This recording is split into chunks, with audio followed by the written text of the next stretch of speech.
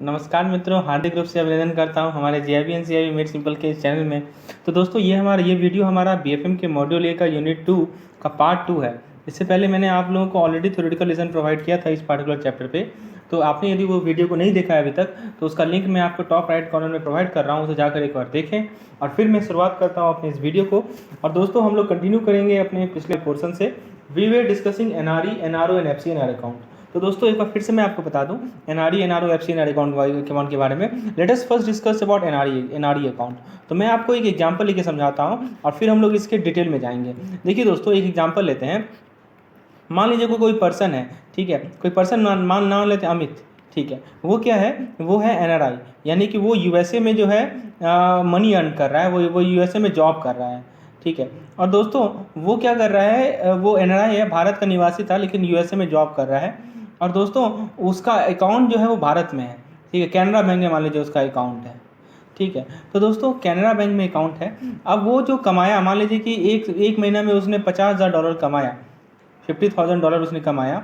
और वो डॉलर को क्या करता है, भेजता है अपने कंट्री, अपने बैंक में जमा करता है दोस्तों। तो $50,000 को उसने अपने कैनरा बैंक में जमा किया। तो ये बैंक क्या करेगी, बैंक रिसीव करेगी डॉलर में ही अमाउंट को, लेकिन उसे वो क्या करेगी, उसे रखेगी वो अपने जो एनआरई अकाउंट है, एनआरई अकाउंट जो ये खोलेगा उसमें वो रखेगी रुपीज़ में। यानी कि एनआरई अकाउंट में जो भी पैसा जमा होता है, क्योंकि नाम में ही है रुपी, आर से रुपी जो होता है, रेजिडेंट, ठीक है। तो एनआरई का फुल फॉर्म पहले आप ध्यान रखिए।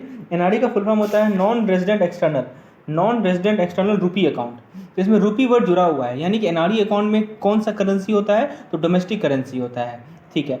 तो दोस्तों यहाँ पे क्या होगा कि ये जो यूएसए में जॉब करके जो भी ये पैसा अर्न कर रहा है वो ट्रांसफ़र कर रहा है अपने देश इंडिया में, अपने बैंक में, कैनरा बैंक में। और बैंक क्या कर रही है, उस डॉलर में ले रही है पैसा, लेकिन उसको रुपी में कन्वर्ट करके उसके एनआरई अकाउंट में पैसा डिपॉजिट कर रही है। और फिर मान लीजिए कि इसका फैमिली रह रहा है भारत में, तो ये पैसा क्या कर रहे हैं, इसकी फैमिली ये अपने फैमिली को दे रहा है। तो दोस्तों इस तरह का अकाउंट जहाँ पे करेंसी रुपी, डोमेस्टिक करेंसी होता है दोस्तों, उसे हम लोग एनआरई अकाउंट कहते हैं। अब दोस्तों आप ये बताइए कि यहाँ पे जो पैसा आ रहा है वो कैसा पैसा है, वो नॉन रेजिडेंट वाला पैसा है, मतलब जो वो पैसा है जो कि भारत से बाहर अर्न किया गया है, ठीक है। तो ऑब्वियस सी बात है, बैंक के लिए तो फ़ायदे वाली बात है, क्योंकि सरकार क्या चाहती है कि हमारा फॉरेक्स बढ़े। तो फॉरेक्स कब बढ़ेगा, जब बाहर से जो पैसा आ रहा है, यानी कि हमारे देश से बाहर से जो पैसा आ रहा है वो ज़्यादा से ज़्यादा होगा, तो वो ज़्यादा से ज़्यादा आएगा तो फॉरेक्स बढ़ेगा। तो बैंक के लिए ये एडवांटेज है। यदि हम इसके फैमिली के लिए कहें तो इसके लिए फैमिली के लिए भी एडवांटेज है, क्योंकि बाहर का पैसा वो अपने यहाँ यूज़ कर पा रही है। तो दोस्तों दोनों के लिए फ़ायदेमंद है। तो इसीलिए क्या कहा गया है कि जो टैक्स है, ठीक है, सरकार ने क्या किया है कि एनआरई अकाउंट में जो भी पैसा जमा है उसमें टैक्स एग्जम्पशन दिया हुआ है, ठीक है, ताकि सरकार उस पर कोई टैक्स नहीं लेती है। वो चाहती है कि ज़्यादा से ज़्यादा पैसा हमारे कंट्री में आए, विदेश वाले लोगों का, ठीक है। पहला पॉइंट ध्यान रखना है कि टैक्स एग्जम्पशन होता है। दूसरा पॉइंट आपको ये याद रखना है कि इसमें saving account, current account, FD, RD जो भी चाहे खुलवाना चाहे खुलवा सकता है। तीसरा पॉइंट आपको ये याद रखना है कि फुल्ली रिपेट्रिएबल, इसमें जो भी पैसा जमा होता है दोस्तों उसको ये अमित चाहे तो पूरा का पूरा बाहर ले जा सकता है, ठीक, क्योंकि ये विदेश में कमाया हुआ पैसा है। तो दोस्तों ये उस पर है कि वो चाहे तो अपने एनआरई अकाउंट से पूरा का पूरा पैसा वो क्या कर सकता है, वापस भी कर सकता है। तो ये है हमारा एनआरई अकाउंट का एक एग्जांपल। अब हम लोग दोस्तों डिस्कस करते हैं दूसरा एग्जांपल जो कि है अपना एनआरओ अकाउंट, ठीक है। तो सेम अमित को मान लीजिए एक दूसरा आदमी है, ठीक है, एक दूसरा आदमी ले लीजिए अंकित, ठीक है। अब दोस्तों ये भी अंकित जो है ये भी विदेश में रह रहा है, विदेश में जॉब कर रहा है, ठीक है। लेकिन सिचुएशन ऐसा है कि इसके पास भारत में इसके पास जो है मान लीजिए कि इसके पास एक शॉप है दिल्ली में, ठीक है। और वो शॉप का जो शॉप में जो है मान लीजिए कि 50,000 रुपीज़ उसका मंथली, या उसका 50,000 रुपीज़ मंथली वो कमा रहा है अपने शॉप से, ठीक है। प्लस इसके अलावा मान लीजिए कि इसका प्रॉपर्टी है, ठीक है, भारत में प्रॉपर्टी है। तो दोस्तों यहाँ से इस प्रॉपर्टी पे से वो अर्न कर रहा है पैसा, ठीक है। तो प्रॉपर्टी से उसकी अर्निंग हो रही है, शॉप से उसकी अर्निंग हो रही है।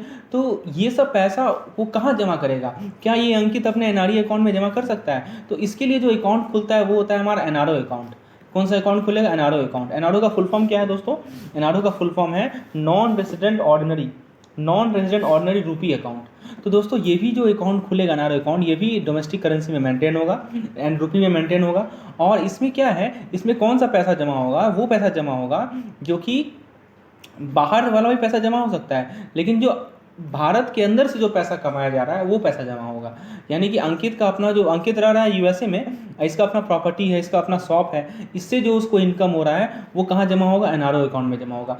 अब आप खुद सोच के बताइए कि एनआरओ अकाउंट में यदि पैसा जमा होगा तो क्या इस पर टैक्स एजम्पशन होगा क्या? बिल्कुल नहीं, टैक्स एजम्पशन यहाँ नहीं होगा, क्योंकि ये पैसा अपने देश में कमाया हुआ पैसा है। तो सरकार नहीं चाहेगी कि इस पैसे पे टैक्स दे, सरकार चाहेगी कि इस पैसे पे टैक्स दे। ठीक है, पहला पॉइंट, तो इसमें कोई टैक्स एजम्पशन नहीं है।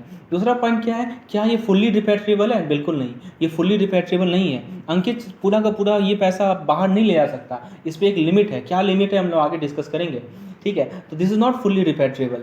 तो दोस्तों, और दूसरी बात ये, तीसरी पॉइंट ये कि दोस्तों जैसे मान लीजिए कि इस पैसे पे वो इंटरेस्ट कमाया, मान लीजिए एफडी में वो जमा कर दिया। एफडी में आपको पता है कि एफडी में यदि 10,000 से ऊपर यदि ब्याज मिले, इंटरेस्ट मिले, तो उस पर इंटरेस्ट देना पड़ता है। तो दोस्तों उसको इंटरेस्ट भी देना पड़ेगा, और वो एनआरओ अकाउंट का ये खासियत है। तो आपको समझ में एनआरई एनआरओ में बेसिक डिफरेंस क्या है। चलिए मैं आपको बेसिक डिस्क्रिप्शन बता रहा हूँ, फिर मैं डिटेल में इस पे आता हूँ। तीसरा जो टाइप ऑफ अकाउंट है दोस्तों, जो कि काफ़ी इंपॉर्टेंट है, वो है हमारा FCNR account.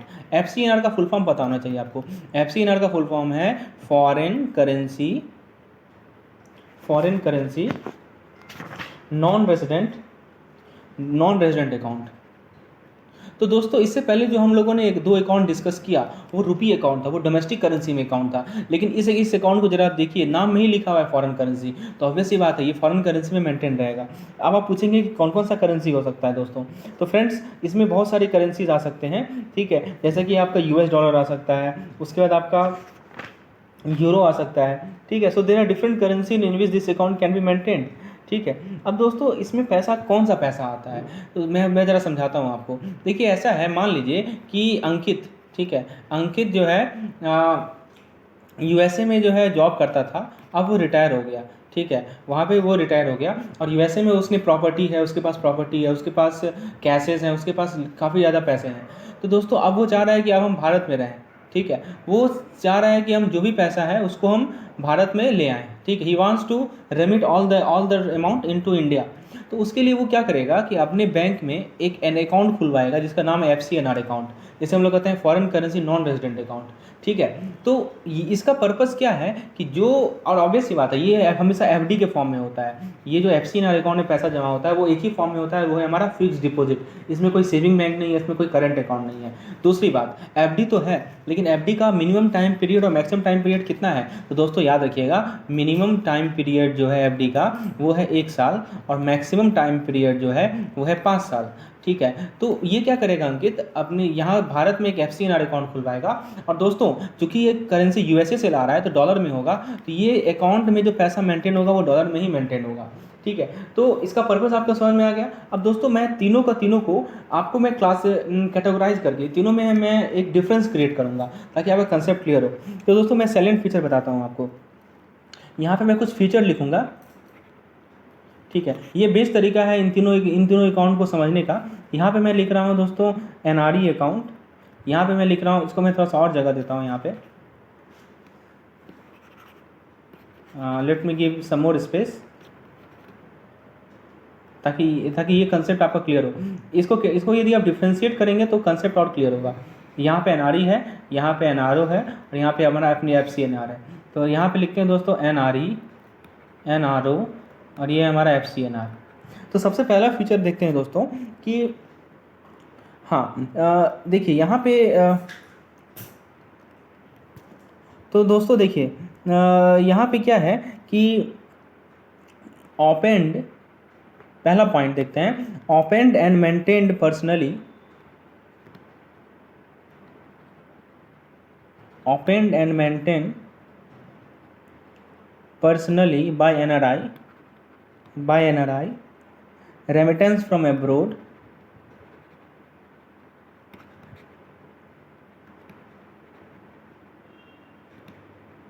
by TT, telegraphic transfer, checks, drafts, etcetera. तो बताइए क्या करने का इसके कहने का क्या मतलब है वो समझिए। ये कर रहा है कोई भी एनआरआई है वो अब्रोड से टेलीग्राफिक ट्रांसफर के थ्रू, चेक के द्वारा, ड्राफ्ट के द्वारा क्या कर रहा है, रेमिटेंस कर रहा है। तो क्या ये एनआरई में कर सकता है? क्या बिल्कुल कर सकता है। एनआरओ में कर सकता है तो बिल्कुल कर सकता है। एफसीएनआर में कर सकता है तो बिल्कुल कर सकता है। लेकिन एफसीएनआर में क्या है कि वो करेंसी डेजिग्नेटेड है। करेंसी कौन कौन सा है दोस्तों? तो देखिए एक तो अपना यूएस का डॉलर है, ठीक है, दूसरा है अपना ऑस्ट्रेलियन का डॉलर है, ठीक है, यूरो है, ठीक है, यूरो है अपना। तो कुछ कुछ डेजिग्नेटेड करेंसी है जिसमें ये ऐसा कर सकता है। कौन? एनआरआई, ठीक है। दूसरा पॉइंट देखते हैं, दूसरा फीचर देखते हैं। अब देखिए मान लीजिए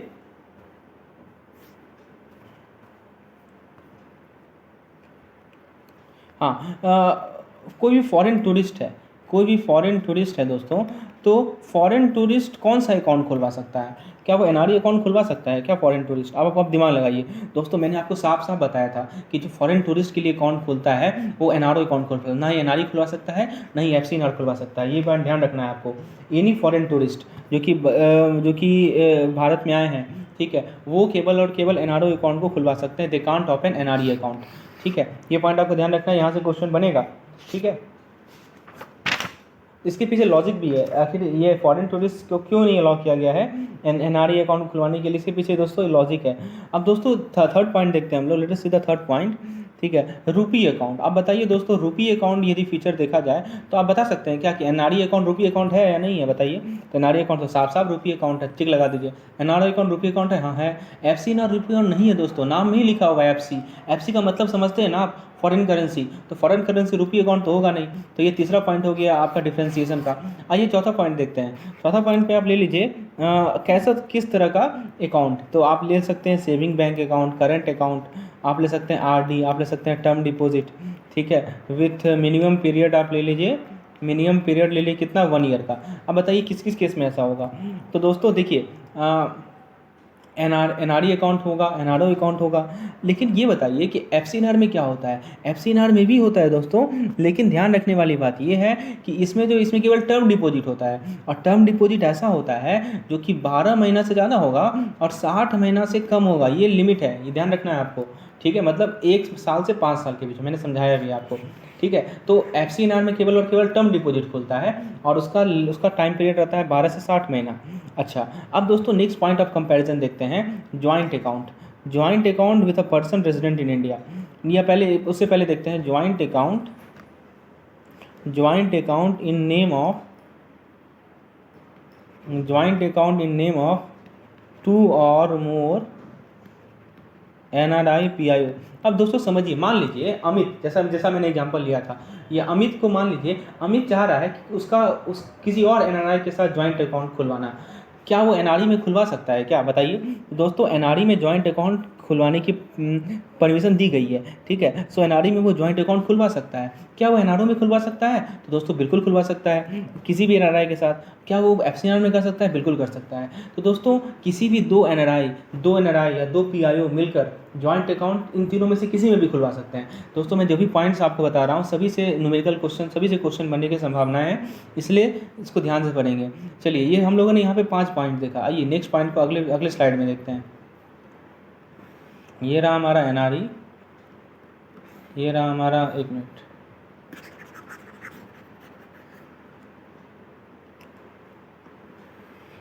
this is NRE account, this is NRO account and this is FCNR account. अब दोस्तों यहाँ पे हम लोग पॉइंट ऑफ कंपैरिजन देखते हैं। तो 5 पॉइंट हम लोगों ने ऑलरेडी देख लिया, आते हैं 6 पॉइंट पे। अब दोस्तों अभी तो हम लोगों ने डिस्कस किया जॉइंट अकाउंट, यहाँ पे फीचर्स देखते हैं, या पॉइंट ऑफ कंपैरिजन आप लिख सकते हैं। इसको मैं लिखता हूँ पॉइंट ऑफ कंपैरिजन, ठीक है।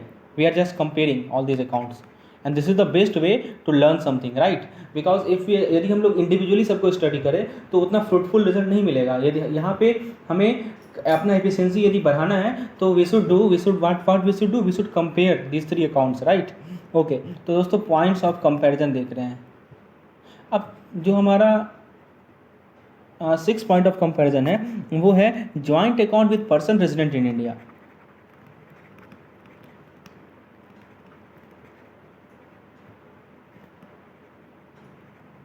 अब बताइए, अमित जो है वो है एनआरआई, क्या वो किसी भारतीय निवासी के साथ जॉइंट अकाउंट खुलवा सकता है? एनआरई में ऐसा प्रावधान है, हाँ या ना? तो बिल्कुल नहीं, ध्यान रखिएगा। एनआरओ में ऐसा प्रावधान है, बिल्कुल हाँ ठीक है लेकिन एफसीएनआर में भी ऐसा कोई प्रावधान नहीं है। तो ध्यान रखना है दोस्तों, जॉइंट अकाउंट भारत के किसी निवासी के साथ एनआरई में और एफसीएनआर में आप नहीं खुलवा सकते। हाँ, एक चीज़ है, देखिए, एक होता है हमारा फॉर्मर और सर्वाइवर। तो फॉर्मर और सर्वाइवर आप दे सकते हैं उसे। फॉर्मर और सर्वाइवर में क्या होता है दोस्तों, ये होता है कि आप जो है अपना उसे फॉर्मर सर्वाइवर में क्या होता है दोस्तों, आप उसे पावर ऑफ अटॉर्नी बना रहे हैं, ठीक है, जिस पर्सन के साथ फॉर्मर सर्वाइवर है, लेकिन वो अकाउंट को मेंटेन नहीं कर सकता है दोस्तों। तो याद रखिएगा, एनआरई और एफसीएनआर अकाउंट में कोई भी एनआरआई किसी भी रेजिडेंट इन इंडिया के साथ, किसी भी भारतीय निवासी के साथ जॉइंट अकाउंट नहीं खुलवा सकता है, लेकिन एनआरओ में खुलवा सकता है। चलिए, ये पॉइंट ध्यान रखिएगा। आगे देखते हैं, हम लोग 7 पॉइंट पे आते हैं। 7 पॉइंट में क्या है दोस्तों कि लीन परमिशन, हाँ ये काफ़ी इंपॉर्टेंट है। लीन परमिशन है क्या? लीन परमिशन आप लोग जानते होंगे कि क्या उसके अकाउंट पे हम लीन लगा सकते हैं क्या? सेविंग बैलेंस में, सेविंग बैंक अकाउंट के बैलेंस में क्या एनआरई अकाउंट है, क्या उस पर लीन लगा सकते हैं? तो नहीं लगा सकते हैं, एनआरई में नहीं लगा सकते, एनआरओ में लगा सकते हैं और एफसीएनआर में भी नहीं लगा सकते हैं, ठीक है, ये भी ध्यान रखना है दोस्तों। 8वां पॉइंट देखते हैं दोस्तों, TDS, yes very important point, TDS is applicable. अब बताइए दोस्तों, आपको ये तो कॉमन सेंस बता सकते हैं ना, एनआरई में टीडीएस होगा क्या? बिल्कुल नहीं होगा। सरकार क्यों टीडीएस लगाएगी? सरकार तो चाह रही है ना कि ज़्यादा से ज़्यादा एनआरई अकाउंट खुले, ज़्यादा से ज़्यादा पैसा उसमें आए, ताकि हमारा फॉरेक्स रिजर्व बढ़े। तो इसको बढ़ाने के लिए टीडीएस से एग्जाम्पशन देगी ना सरकार, ठीक है। यहाँ तक बात है एनआरओ अकाउंट की, तो वहाँ पे तो टीडीएस लगेगा, क्योंकि वो भारत का पैसा है, भारत में अर्न किया हुआ पैसा है, तो इसीलिए वहाँ पे टीडीएस देना पड़ेगा, लेकिन एफसीएनआर में भी टीडीएस नहीं देना पड़ता है, ठीक है। चलिए, उसके बाद दोस्तों 9th पॉइंट देखते हैं, 9th पॉइंट ऑफ कंपैरिजन देखते हैं। अच्छा, ध्यान दीजिएगा, ये काफ़ी इंपॉर्टेंट पॉइंट है, ठीक है।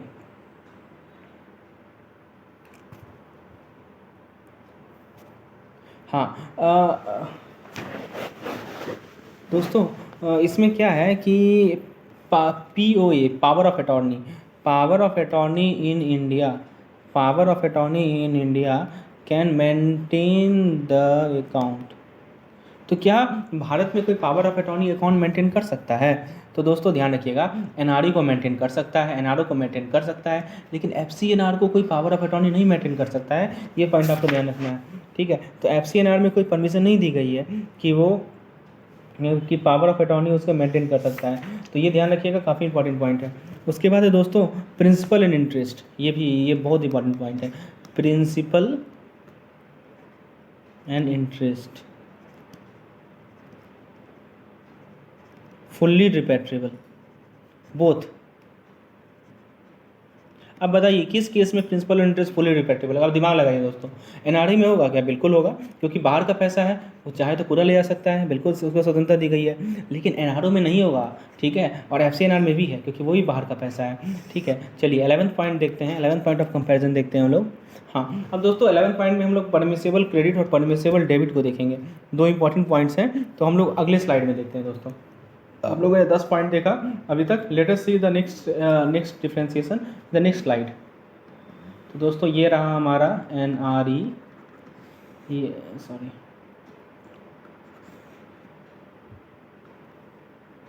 ये रहा हमारा एनआरओ और ये रहा हमारा एफसीएनआर, ठीक है। यहाँ पे रहा हमारा पॉइंट ऑफ कंपैरिजन,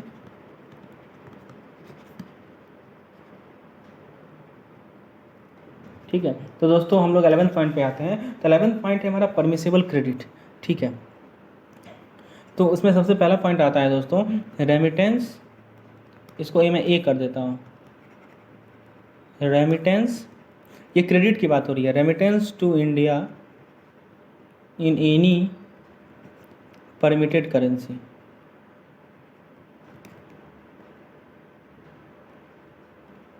तो बताइए किस केस में होगा, ठीक है। तो तीनों के तीनों केस में आप जो है भारत में कोई अकाउंट में रेमिट कर सकते हैं किसी भी परमिटेड करेंसी में, तो it is applicable to all of this. यदि हम बी की बात करें, क्योंकि ये क्रेडिट हो रहा है ना हमारा, ठीक है, TC traveller cheque and DD demand draft in any permitted currency,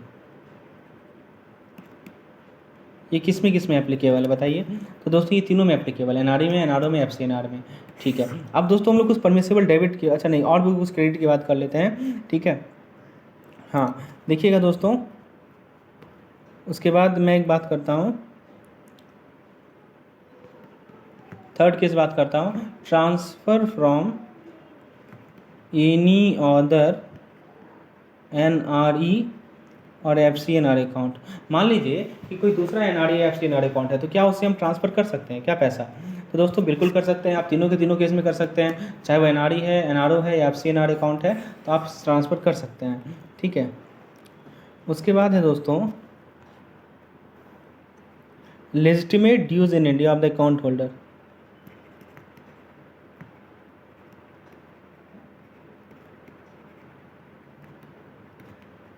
legitimate due in India of the account holder, ठीक है। तो legitimate due in India of the account holder, दोस्तों इसमें बताइए इसमें क्या है? Legitimate due in India of the account holder, rent, interest, dividend, maturity, proceed, ये सभी के सभी ड्यूज़ आते हैं इंडिया में। तो इसमें ड्यूज़ नहीं एप्लीकेबल है, आप ड्यू नहीं जमा कर सकते हैं, एनआरओ में कर सकते हैं, FCNR में नहीं कर सकते हैं। तो दोस्तों ये सब हमारे ये सब क्या है, हमारे परमिसेबल क्रेडिट, ठीक है। अब हम लोग परमिसेबल डेबिट पे आते हैं। तो परमिसेबल डेबिट को हम लोग नेक्स्ट स्लाइड में देखते हैं दोस्तों।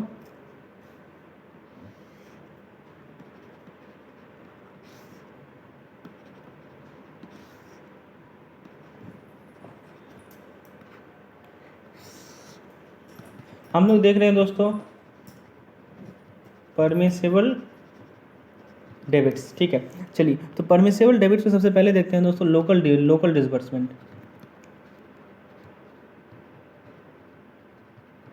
लोकल डिसबर्समेंट या पेमेंट, तो लोकल पेमेंट क्या कर सकते हैं क्या NRE अकाउंट से? डेबिट कर सकते हैं क्या? लोकल को बिल्कुल कर सकते हैं। NRO अकाउंट में कर सकते हैं क्या? बिल्कुल कर सकते हैं, इंडियन रुपीज़ में कर सकते हैं, और FCNR में भी कर सकते हैं। तो ये तीनों में ये फैसिलिटी दी गई है, ठीक है। उसके बाद शेयर या सिक्योरिटी में इन्वेस्टमेंट कर सकते हैं क्या? इन्वेस्टमेंट्स इन शेयर या सिक्योरिटी, तो दोस्तों इन्वेस्टमेंट्स इन शेयर या सिक्योरिटी की जहाँ तक बात है, इसमें अलाउ है और इसमें अलाउ है, ठीक है। हाँ, ये बहुत इंपॉर्टेंट है। रेमिटेंस आउटसाइड इंडिया, मतलब भारत से बाहर पैसा ले जाना, of current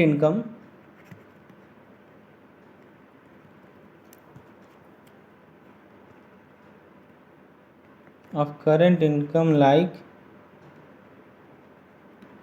rent, dividend, pension in India. तो मान लीजिए कि कोई करंट इनकम है, रेंट हुआ, डिविडेंड हुआ, पेंशन हुआ, जो कि भारत में उसे कमाया है, तो क्या इसे रेमिट कर सकते हैं क्या भारत बाहर? नहीं कर सकते, इसमें नहीं कर सकते, इसमें कर सकते, इसमें नहीं कर सकते, ठीक है। हाँ, लेकिन इसमें कुछ लिमिट है, NRO में जो कर सकते हैं लेकिन कुछ लिमिट है, ठीक है। फुल्ली रिपेट्रिएशन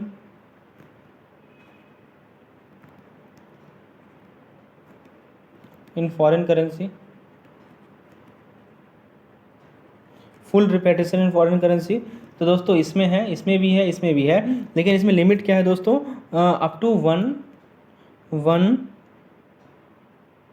मिलियन US$, ठीक है, पर ईयर आफ्टर TDS, ठीक है।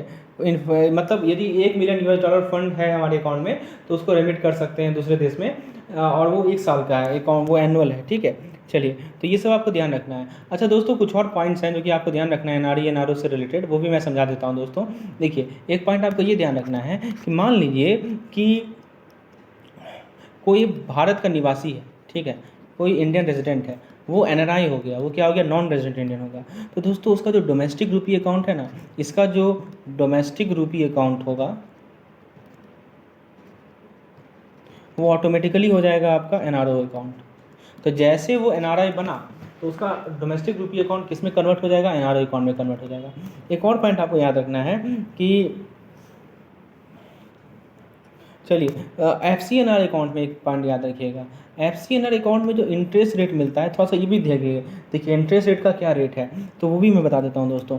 देखिए, FCNR अकाउंट में जो इंटरेस्ट रेट है उसको 2 पार्ट में डिवाइड कर लीजिए। एक होता है दोस्तों हमारा फ्लोटिंग रेट, यदि फ्लोटिंग रेट मैकेनिज्म अप्लाइड है तो दोस्तों वो लिया जाएगा स्वैप रेट पे। वो किस रेट पे लिया जाएगा? स्वैप रेट पे लिया जाएगा। और हाँ, यदि फिक्स रेट वाला मैकेनिज्म अप्लाइड है तो दोस्तों वो लिया जाएगा अपना लाइबोर के बेसिस पे। लाइबोर क्या होता है? London interbank offer rate. तो ये ध्यान रखिएगा, ये क्वेश्चन पूछा जाता है कि FCNR अकाउंट में इंटरेस्ट रेट कैसे डिसाइड होता है। तो याद रखिएगा, फ्लोटिंग रेट पे स्वैप रेट के हिसाब से और फिक्स रेट पे लाइबोर के हिसाब से। अब आपके दिमाग में प्रश्न उठेगा कि NRO और NRE में क्या क्या हिसाब है।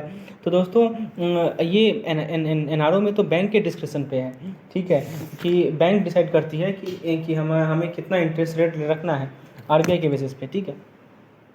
चलिए, तो आपको समझ में आ गया कि परमिसेबल डेबिट कितना है, परमिसेबल क्रेडिट कितना है, डिफरेंट अकाउंट्स में क्या क्या लिमिट्स डाले गए हैं। चलिए, उसके बाद दोस्तों हम लोग नेक्स्ट पॉइंट पे आते हैं, जो नेक्स्ट टाइप ऑफ अकाउंट पे आते हैं, जो कि है अपना SNRR account. Let us talk about SNRR account.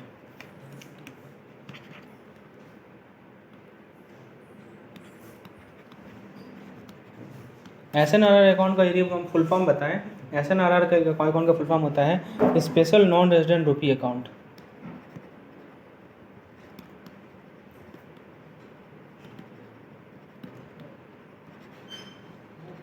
Special non resident rupee account. तो दोस्तों क्या है कि कोई भी पर्सन जो कि भारत से बाहर रह रहा है, ठीक है, वो रुपी में ट्रांजैक्शन कर सकता है, ठीक है। तो इस अकाउंट के माध्यम से, SNR अकाउंट के माध्यम से। लेकिन देखिए, कोई पर्सन भारत में रह रहा है लेकिन उसका बिजनेस इंटरेस्ट है इंडिया में, तो इस अकाउंट को खुलवा सकता है किसके साथ? ऑथराइज डीलर के साथ। तो अकाउंट खुलवा सकता है किसके साथ? ADs के साथ, बैंक के साथ, ADs के साथ खुलवा सकता है। कि किस पर्पज़ से? For purpose of putting through bona fide transaction in rupees, ठीक है। देखिए, बात समझिए, भारत से बाहर रहने वाला कोई निवासी है, वो चाह रहा है कि भारत में बिजनेस करना, तो वो ADs के साथ क्या कर सकता है? इस अकाउंट को खुलवा सकता है, ठीक है। अब इस अकाउंट की खासियत क्या है? इस पर उसे कोई इंटरेस्ट नहीं मिलेगा, नो इंटरेस्ट, ठीक है। इस पर जो भी पैसा जमा होगा उस पर उसे क्या होगा? कोई भी इंटरेस्ट नहीं मिलेगा, ठीक है। और दोस्तों उसको कोई टैक्स भी नहीं देना पड़ेगा। हाँ, ये भी ध्यान रखना है। तो ये इसमें एक और पॉइंट ध्यान रखना है कि इस पार्टिकुलर अकाउंट में कोई भी उसे इंटरेस्ट नहीं मिलेगा, ठीक है। उसका टेन्यूर जो रहेगा, इस अकाउंट का जो टेनर रहेगा वो 7 ईयर्स का रहेगा, ठीक है। 7 साल का ये अकाउंट खुलेगा। दोस्तों जो भी अकाउंट होल्डर है, हाँ, account holder making available foreign exchange to any person resident in India against reimbursement in rupees or in other manner not amount, ठीक है।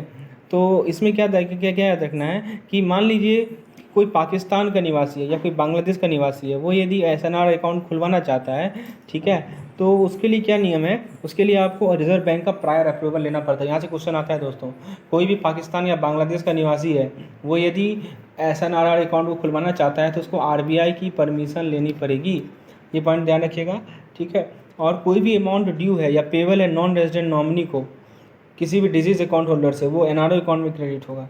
अच्छा, किसी भी NRO अकाउंट से SNR अकाउंट में ट्रांसफ़र आप नहीं कर सकते हैं, ठीक है। और SNR अकाउंट में जो है उसका जो बैलेंस है उसको आप फुल्ली रिपेट्रिएट कर सकते हैं, बाहर ले जा सकते हैं, ठीक है।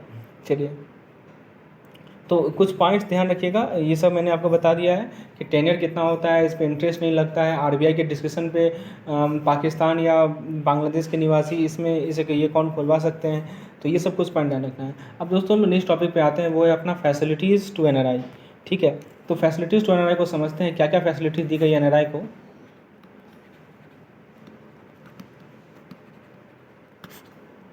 दोस्तों फैसिलिटीज़ टू NRI में क्या समझना है आपको कि जो फॉरेन एक्सचेंज मैनेजमेंट रेगुलेशन है, ठीक है, जिसे हम लोग कहते हैं FEMA, क्या है? फॉरेन एक्सचेंज मैनेजमेंट रेगुलेशन, ये 2000 का है, ठीक है। तो दोस्तों ये गाइड करती है, ठीक है, ये किस चीज़ के गाइड करती है? ट्रांसफ़र और issue of security bye a person resident outside India,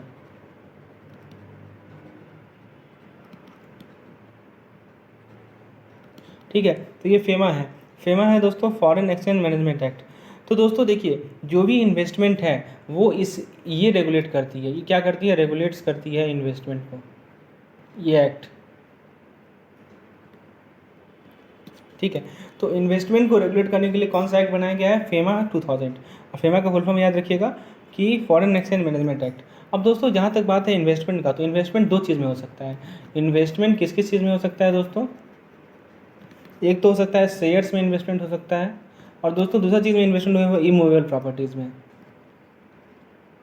immovable properties में। अब हम लोग इंडिविजुअल डिस्कस करते हैं कि जो शेयर में इन्वेस्टमेंट है या जो सिक्योरिटी में इन्वेस्टमेंट है उसमें क्या क्या रूल्स है, और जो हमारा इमूवेबल प्रॉपर्टी में इन्वेस्टमेंट है उससे रिलेटेड क्या क्या रूल्स है। आइए late us first discussed investments in share.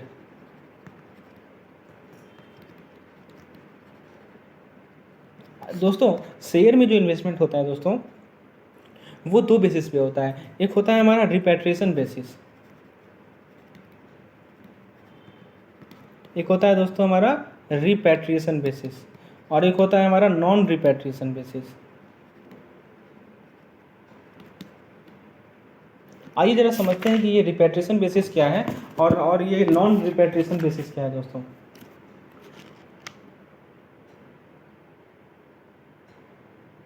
तो दोस्तों देखिए सिंपल सी बात है कि मान लीजिए कि रिपैट्रिएशन बेसिस का मतलब क्या होता है। मैं आपको सिंपल बात में समझाता हूँ कि आपके पास मान लीजिए एनआरई अकाउंट है, ठीक है, किसी भी कोई भी एनआरई अकाउंट है,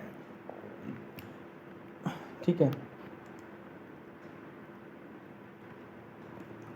तो देखिए जो भी हमारे नॉन रेसिडेंट इंडियन है, सबसे पहले हम लोग बात करते हैं रिपैट्रिएशन बेसिस का, and then we will discuss non repatriation basis का। तो दोस्तों let us first discuss that investment, let us first discuss this fact. पहले हम लोग डिस्कस करते हैं दोस्तों investment in share on repatriation basis.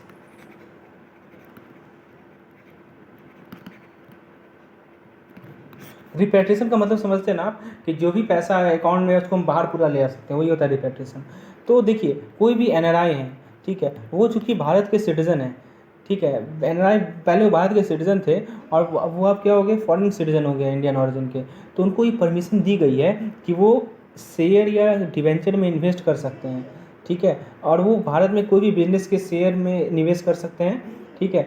लेकिन उसके लिए क्या है, कुछ केसेस में आरबीआई की अप्रूवल लेनी पड़ती है, और जो अपना इन्वेस्टमेंट है वो रिपैट्रिएशन बेसिस पे होगा या नॉन रिपैट्रिएशन बेसिस पे होगा, ठीक है। अब दोस्तों देखिए यदि हम रिपैट्रिएशन बेसिस की बात करें, ठीक है, तो शेयर हुआ, बॉन्ड्स हुआ, सिक्योरिटी हुआ, ठीक है, तो वो किसी भी एनआरई या एफसीएनआर अकाउंट, इन्वेस्टर का जो अपना एनआरई अकाउंट है और जो एफसीएनआर अकाउंट है उससे डेबिट करके रिपैट्रिएशन बेसिस पे इन्वेस्टमेंट किया जा सकता है। ये ध्यान रखना है, रिपैट्रिएशन बेसिस पे इन्वेस्टमेंट किस अकाउंट से किया जा सकता है, यहाँ से क्वेश्चन आएगा।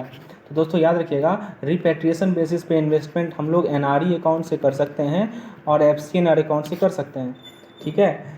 किस में कर सकते हैं, तो इन शेयर्स, इन बॉन्ड्स, इन ट्रेजरी या इन सिक्योरिटीज़, ठीक है। तो एनआरई या एफसीएनआर अकाउंट इन्वेस्टर का डेबिट करके हम शेयर या बॉन्ड या सिक्योरिटी में इन्वेस्टमेंट कर सकते हैं, और ये पूरा का पूरा रिपैट्रिएशन बेसिस का होता है। ये पहला पॉइंट ध्यान रखिएगा, ठीक है। अच्छा, और दोस्तों उसमें आप देखिए उसमें एक नियम है आपका, एक आपको मैंने बताया था ना, portfolio investment scheme, portfolio investment scheme. तो ये बेसिकली ऐसा स्कीम है जिसके थ्रू कोई भी एनआरआई, कोई भी विदेश, भारत के बाहर के निवासी भारत में निवेश कर सकते हैं। पोर्टफोलियो शॉर्ट में से हम लोग पीएमएस कहते हैं, ठीक है। हाँ, तो पोर्टफोलियो इन्वेस्टमेंट स्कीम के अंदर क्या है कि कोई भी हमारे एनआरआई हैं, ठीक है, या पीआईओ हैं, वो भारत के शेयर को फुल्ली या डिवेंचर को खरीद सकते हैं और उसको उसमें इन्वेस्टमेंट कर सकते हैं। ये ध्यान रखना है आपको, ठीक है। और दोस्तों उसके लिए नियम क्या है, ज़रा नियम देखते हैं। तो इसके लिए नियम क्या है कि ये जो एनआरआई और पीआईओ के लिए नियम क्या है दोस्तों, कैन परचेज सेल और debenture of an Indian company 5%। हाँ, कोई भी एनआरआई और पीआईओ जो है वो maximum 5% of paid up capital. तो दोस्तों हर एक कंपनी का अपना पेड अप कैपिटल होता है, तो उसका 5% जो है मैक्सिमम कोई भी एनआरआई या पीआईओ जो है परचेज कर सकते हैं, ठीक है, मैक्स। तो मैक्सिमम कितना परचेज कर सकते हैं वो ध्यान रखिएगा, मैक्सिमम परचेज, वो लिमिट क्या है, वो लिमिट ध्यान रखिएगा 5%। किसका 5%, तो paid up capital of the company. कोई भी एनआरआई या PIO maximum 5% paid up capital company को परचेज कर सकते हैं, ठीक है। और जितने भी एनआरआई टू टेकन टुगेदर, ठीक है, एक ये इंडिविजुअल की बात हो रही थी, यहाँ पे जो बात हो रही है वो किसकी बात हो रही है, इंडिविजुअल। लेकिन सब लोग मिलकर मैक्सिमम 10% का paid up capital of company में इन परचेज कर सकते हैं, ऑल ऑफ देम, ठीक है। तो सब लोग मिलकर जो है 10% for all investment, 10% of paid up capital, ठीक है। और मैंने आपको पीआईएस तो बता ही दिया, पीआईएस है पोर्टफोलियो इन्वेस्टमेंट स्कीम। तो इसमें क्या होता है कि शेयर को परचेस करना या बेचना, ठीक है, डिबेंचर को कन्वर्ट करना इंडियन कंपनीज को, वो कर सकते हैं हम लोग, ठीक है।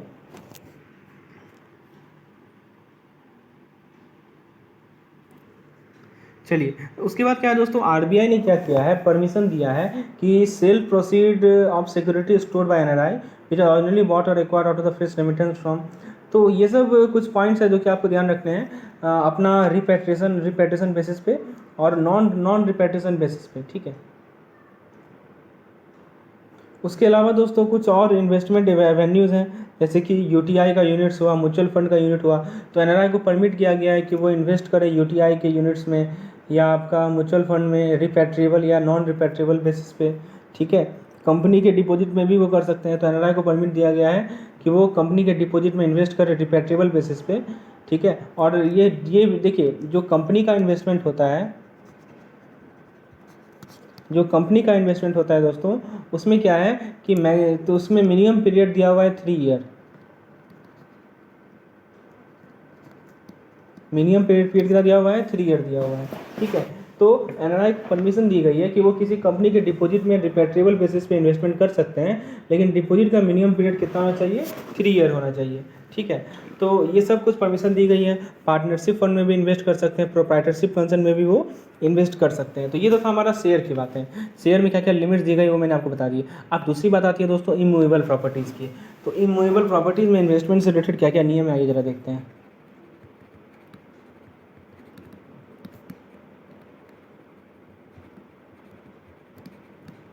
तो इमूवेबल प्रॉपर्टी में इन्वेस्टमेंट से रिलेटेड जो नियम है, तो दोस्तों देखिए, वो कोई भी एनआरआई जो है वो कोई भी प्रॉपर्टी को एक्वायर कर सकते हैं अदर देन एग्रीकल्चर प्लांटेशन। मैं इसको आपको पॉइंट दिखाता हूँ दोस्तों, मैं इसको क्योंकि सब ज़्यादा थ्योरी है, तो उसको मैं आपको पॉइंट्स दिखाता हूँ। मैंने जो नोट्स प्रिपेयर किए हैं, तो आपको मैं पॉइंट्स दिखा देता हूँ।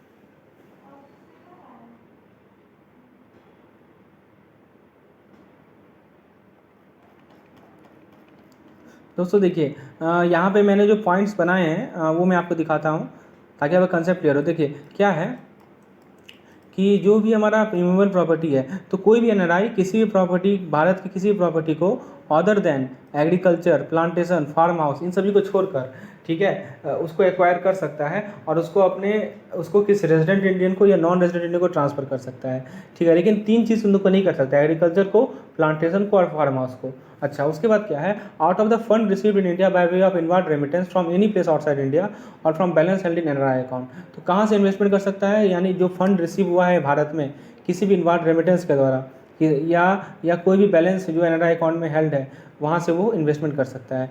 या कोई आरआई एनआरआई गिफ्ट दिया हो, वहाँ से भी इन्वेस्टमेंट कर सकता है। या मान लीजिए कोई किसी पर्सन का इनहेरिटेंस है, इनहेरिटेंस मतलब होता है दोस्तों विरासत, ठीक है, विरासत में उसे मिला है, ठीक है। तो आउटसाइड इंडिया, कोई रेजिडेंट आउटसाइड इंडिया है, उसके विरासत में मिला है, ठीक है, तो उस केस में भी जो है वो इन्वेस्टमेंट कर सकता है। तो ये सभी केसेस में जो भी पैसा उसे मिल रहा है उसको वो इमूवेबल प्रॉपर्टी में इन्वेस्ट कर सकता है दोस्तों। अच्छा, उसके बाद दोस्तों repatriation of sale proceed of immovable property. तो मैं फिर पहले ही कह रहा हूँ, एग्रीकल्चर लैंड हो, प्लांटेशन हो, फार्म हाउस हो, ठीक है। अब देखिए उसके पास मान लीजिए कोई एनआरआई है, कोई भी एनआरआई है, उसके पास एग्रीकल्चर लैंड है, उसके पास जो प्रॉपर्टीज़ है भारत में, तो क्या उसके पैसा को वो पूरा रेमिट कर सकता है। अब उसके लिए कुछ नियम बना हुआ है कि वो जो उसके पास जो प्रॉपर्टी है भारत में, उसको वो कितना रिपेट्रिएट कर सकता है, उसके लिए नियम है। तो सबसे पहले तो 3 चीज़ को छोड़ देना है, एग्रीकल्चर लैंड हो, प्लांटेशन फार्म हो और फार्म हाउस। इस पर तो वो ध्यान दे ही नहीं सकता, इस पर कुछ नहीं कर सकता वो। लेकिन इसके अलावा जो भी प्रॉपर्टी उसने एक्वायर किया है, ठीक है, तो वो क्या कर सकता है with the foreign exchange law in force that, हाँ ये ध्यान रखना है, ठीक है, कि जो भी सेल प्रोसीड है वो फॉरेन एक्सचेंज, देखिए कभी ना कभी तो प्रॉपर्टी को वो खरीदा होगा, तो खरीदते वक्त जितना फॉरेन एक्सचेंज वो लाया था उससे ज़्यादा का वो बाहर नहीं ले जा सकता, ये कंडीशन डाला हुआ है, ठीक है। मान लीजिए खरीदते वक्त उसे $50,000 में मिला था, तो जब उसे बेचेगा, बेचकर जो पैसा ले जाएगा तो वो भी मैक्सिमम वो कितना रहेगा, $50,000 रहेगा। तो sale proceed can not exceed the foreign exchange bought in to acquire the property, तो ये कंडीशन आपको ध्यान रखना है। उसके बाद दोस्तों एक और कंडीशन है कि रेजिडेंशियल प्रॉपर्टी यदि है तो जो रिपेट्रेशन होता है वो 2 से ज़्यादा प्रॉपर्टी बाहर नहीं ले जा सकता, ठीक है। रेजिडेंशियल प्रॉपर्टी में 2 से ज़्यादा प्रॉपर्टी को बाहर नहीं ले जा सकता। और एक और कंडीशन दिया हुआ है कि banks are not permitted to allow repatriation of funds out of balance held by NRI in their non resident account up to $1 million per year. तो बैंक को परमिशन दी गई है कि वो जो भी बैलेंस एनआरआई हेल्ड कर रहे हैं अपने नॉन रेजिडेंट अकाउंट में $1 million तक फंड को वो रिपेट्रिएट कर सकते हैं, ठीक है, representing cell proceed of immovable property held by them without any lock in periods. तो ये याद रखिएगा, कंडीशन कितना है, रजिस्ट्रेशन कितना है, $1 million पर ईयर, ठीक है। तो ये सब कुछ नियम है दोस्तों इन्वेस्टमेंट का, और मैंने आपको बता ही दिया ये सब पॉइंट कि आपका यदि फैसिलिटीज एनआरआई में आपका से रिपेटेशन पे, नॉन रिपेटेशन बेसिस पे क्या क्या होता है। अच्छा एक और पॉइंट आप ध्यान रखिएगा, लोन के केस में क्या है। लोन के केस में जैसे मान लीजिए कि हाउसिंग लोन है, किसी भी नॉन रेजिडेंट इंडियन को दिया, तो बैंक हाउसिंग लोन दे सकती है नॉन रेजिडेंट इंडियन को, ठीक है। लेकिन क्या है कि जो क्वांटम ऑफ लोन है, मार्जिन मनी और रिपेमेंट पीरियड है, वो जो रेजिडेंट इंडियन के लिए वही सेम रहेगा, ठीक है। और ध्यान रखिएगा एक इम्पॉर्टेंट पॉइंट है कि ये काफ़ी इम्पॉर्टेंट पॉइंट है कि जो लोन अमाउंट है, जो भी लोन अमाउंट है उसको हम लोग एनआरई या एफसीएनआर अकाउंट में क्रेडिट नहीं करेंगे, ठीक है, ये ध्यान रखना है, काफ़ी इंपॉर्टेंट पॉइंट है। अच्छा और लोन जो है वो फुल्ली सिक्योर्ड होगा इक्विटेबल मॉर्गेज का, ठीक है, उसकी के द्वारा। और दोस्तों रिपेमेंट जो है वो दिया जाएगा एब्रोड से रेमिटेंस से चलेगा, या एनआरई एफसीएनआर एनआरओ अकाउंट को डेबिट करके भी चलेगा, ठीक है, वो कैसे भी आप उसको आप लोन का अमाउंट को कर सकते हैं। अच्छा एडवांस से रिलेटेड क्या क्या नियम है दोस्तों, तो देखिए जो लोन अमाउंट दिया जाता है ना उसको आप एग्रीकल्चर प्लांटेशन एक्टिविटी या रियल एस्टेट में इन्वेस्टमेंट के लिए नहीं लगा सकते हैं, ठीक है। जो नॉन रेजिडेंट डिपॉजिट है उसके अगेंस्ट लोन दिया जाता है इंडिया में, ठीक है। तो लेकिन कुछ नॉर्म्स एंड मार्जिन रिक्वायरमेंट है, ठीक है। देखिए मान लीजिए कोई एनआरआई पर्सन है, उसका अपना एनआरई एफसीएनआर अकाउंट है, उसमें कुछ पैसा जमा है, उसके अगेंस्ट वो लोन लेना चाह रहा है, तो दोस्तों उसके लिए क्या क्या कंडीशंस हैं कि कोई भी ऑथराइज डीलर है वो लोन को सैंक्शन कर सकती है किसी भी अकाउंट होल्डर को या किसी भी थर्ड पार्टी को किसी भी लिमिट के बिना, लेकिन कुछ मार्जिन रिक्वायरमेंट है, और उस लोन को क्या कर सकते हैं, बाहर नहीं ले सकते हैं, और उसको भारत में ही यूज करना पड़ेगा जिस पर्पज़ से आपने लोन लिया है उसी पर्पज़ के लिए, ठीक है। हाँ और दोस्तों ऑथराइज डीलर अपने ब्रांचेस को, अपने कॉरस्पॉन्डेंट इंडिया आउटसाइड इंडिया को लोन ग्रांट कर सकते हैं किसी भी नॉन रेजिडेंट डिपॉजिटर के टर्म्स में, ठीक है। और लोन के अंदर अपना फंड बेस्ड और नॉन फंड बेस्ड फैसिलिटी दोनों आएगा। जो भी लोन भारत से बाहर दी गई है तो उसके लिए क्या है कि ये bona fide purpose against the security of fund held in NRE account, तो जो रेट ऑफ इंटरेस्ट है इन सभी लोन का वो आरबीआई के गाइडलाइंस के अकॉर्डिंग होती है। तो दोस्तों ये सब कुछ पॉइंट्स हैं जो कि आपको ध्यान रखनी है इस पार्टिकुलर केस में। और हाँ दोस्तों एक एफसीएनआर अकाउंट में एक पॉइंट आप ध्यान रखेंगे कि एफसीएनआर अकाउंट में जो अपना लोन होता है, एफसीएनआर अकाउंट में एक पॉइंट ध्यान रखना है दोस्तों कि एफसीएनआर अकाउंट में जो अपना नॉमिनेशन फैसिलिटीज़ है वो भी अवेलेबल है, और जो इंटरेस्ट होता है डिपॉजिट पे वो 360 डे पे बेसिस पे किया जाता है, cumulated on half year interval of 180 days.